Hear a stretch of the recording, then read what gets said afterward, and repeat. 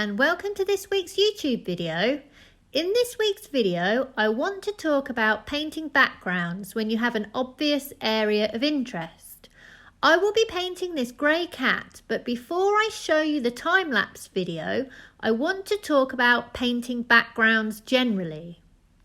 So usually I start with the eyes, but as I have an object that needs integrating into its background, I will start with this first to give my object some context. My area of interest is much larger in this painting. To give you an idea, it is this area here. So the rest needs to be painted with soft edges and out of focus to mimic how the eye would see this. The carpet that the cat is stood on is incredibly busy. So I need to simplify this in some way. Otherwise, I will have an issue with my centre of interest competing with it. Remember that camera phones tend to photograph everything in focus, and this is not how the eye sees it. To give you a photographic example, I found this photo on Pixabay. Remember that the eye sees like this or like this, that is with one centre of interest. It does not see like this. You need to choose one area of interest for your paintings. So remember to bear this in mind when working from reference photos. So going back to my painting, you can see that I have chosen this as my area of interest. So my edges are harder in this area. Outside of this area, I have kept my edges soft. Where you choose to put hard and soft edges is important because edges are one of the 5 essentials to a successful painting. If you are not familiar with what the other 4 are, then have a look at this video on my channel where I explain it in a bit more detail. So let's now have a look at the time-lapse video, and I'll talk about my process for this painting in a bit more detail. So this method I am using is a little bit of a hybrid method between painting in layers and alla prima. I'm doing a very quick underpainting in colour, blocking in my areas in approximate values, colour and temperature to what I think I'm looking at. I do this as I find the jump from 0 to correct in a painting is just too large.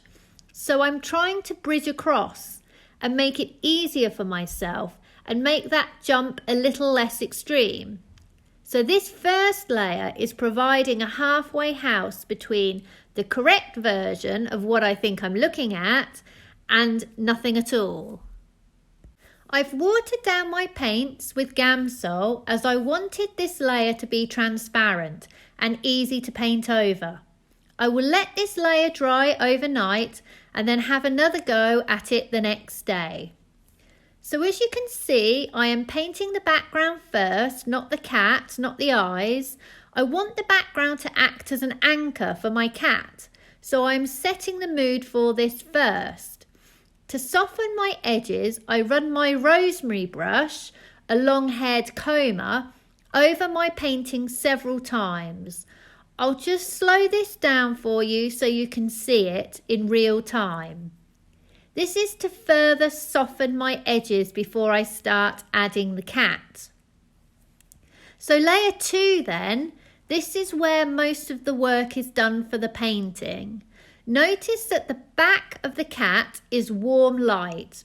There is a strong light source behind the cat, which is giving me a warm yellow-orange colour.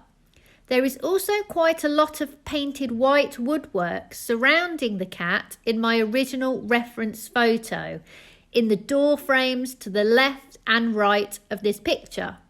So this is where I need to distinguish between what I see and what I think I see.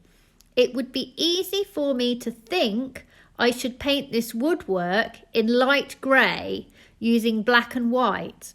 But this will not give me a painting that has a sense of realistic colour to it.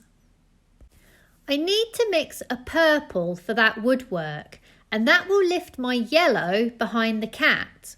Remember, yellow and purple are opposite colours, so I have mixed a purple using cadmium red and ultramarine deep.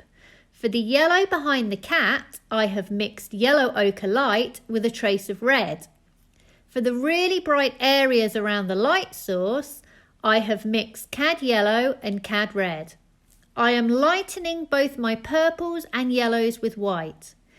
However, I am mixing both my purples into my yellows to neutralise my yellows. So for example, that area over my cat's left ear is cooler in temperature than the area over my cat's body. So this area will carry more purple. I am also mixing some of my yellows into my purples around the door frame because my background is taking on the colours of its light source. So I need to make sure I mix this into my background areas appropriately. If I don't do this, my object will not appear integrated and there will be too much of a disjointed shift between object and background. This approach continues into the painting of my cat. I am not painting a grey cat in black and white. I am using all my colours. If you mix your blue, red and yellow together and add white, it will give you a sort of grey colour. And it is easy to control your temperature shifts using more of one colour. So for example, if I want a cooler grey, I can add blue, a mixed purple, leaning more heavily on the blue, or a green, leaning more heavily on the blue again.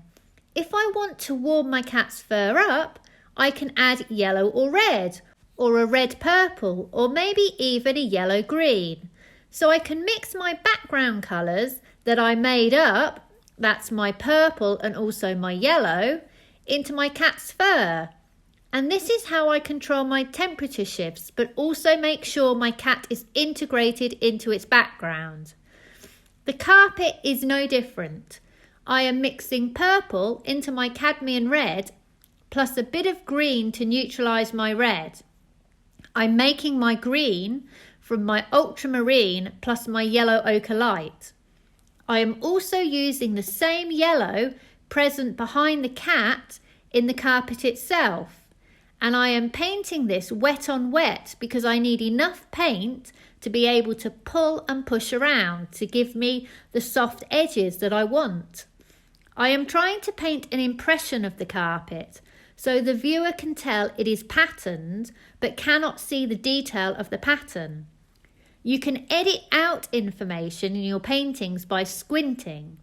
If you only paint what you see when you squint, you won't fall into the trap of getting lost in too much detail.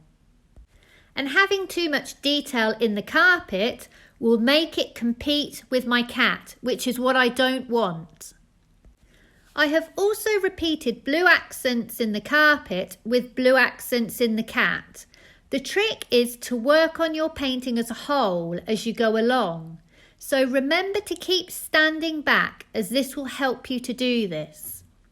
So my last layer of this painting is really just a fixing layer, just tweaking bits here and there, but the bulk of the painting was done in layer 2. And here we are, the finished cat. I hope you have found today's video useful. Please like and subscribe if you can, and check out my website sarahhallidayart.com, where you can find examples of my work and details of online lessons that I run. Thank you for watching and see you for the next one.